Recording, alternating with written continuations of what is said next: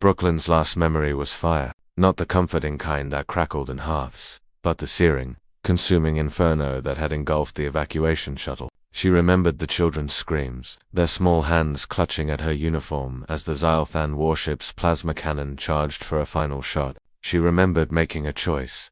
The shuttle's emergency shields could save either the cockpit or the passenger bay, not both. Dylan had been piloting, shouting at her through the comm, begging her not to do it. But Brooklyn had already rerouted all power to the rear shields. The Cubs, that's what they called the orphaned colony children, would live. She'd made peace with that math in the 2 seconds she had to decide. The plasma bolt had struck true. Now, Brooklyn opened her eyes to sterile white walls that hummed with an energy she didn't recognize.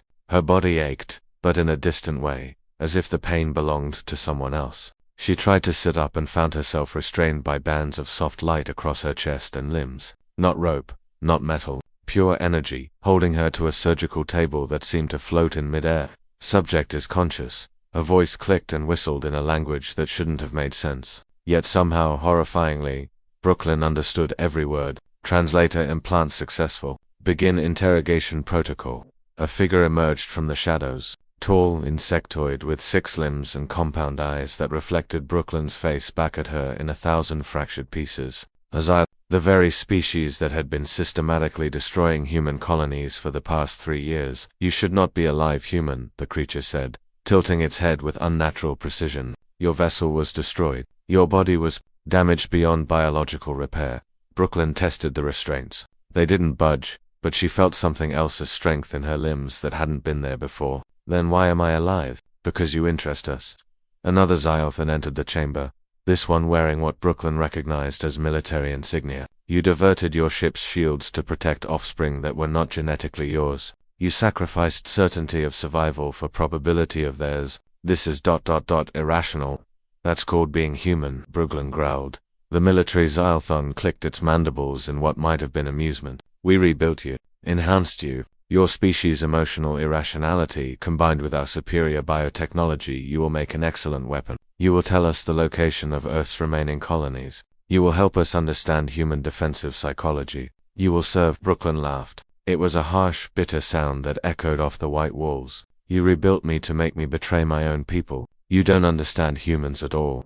The interrogation lasted hours, days. Brooklyn lost track of time in the endless white room. They showed her simulations of destroyed colonies. They promised her rewards, threatened her with pain. They explained, with clinical precision, how they'd reconstructed her body with their technology, how she was now more Xylthan than human, how resistance was illogical. Brooklyn gave them nothing.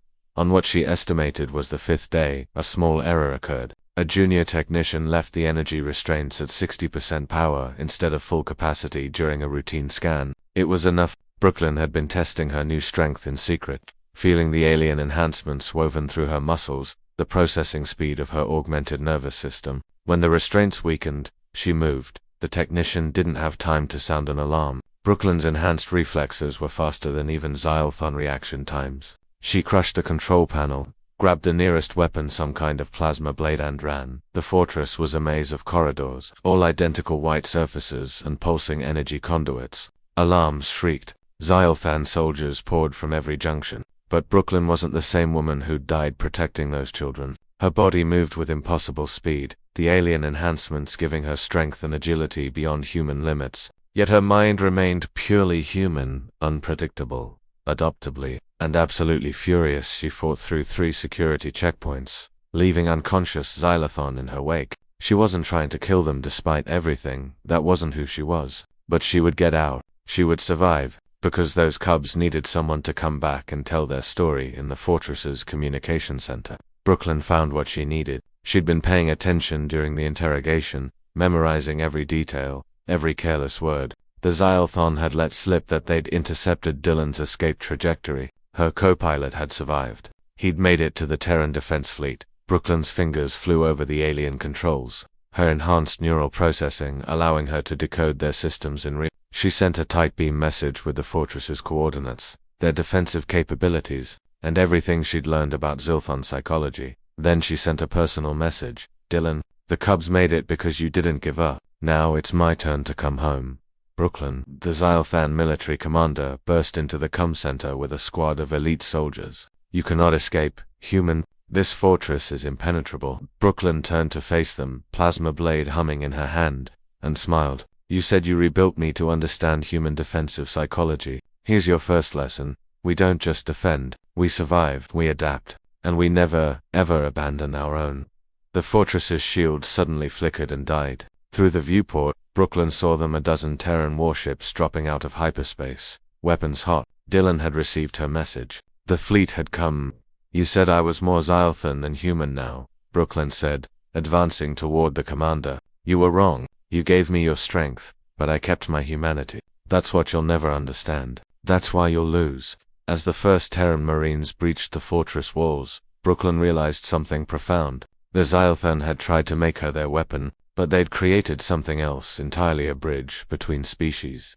A warrior with the best of both worlds, and proof that humanity's greatest strength wasn't in its weapons or its technology, it was in its refusal to surrender what made it human. Even when faced with the impossible, Brooklyn had taken the final blow to save the cubs. She'd died for them, and she'd come back stronger than ever, ready to ensure no human would ever have to make that choice again.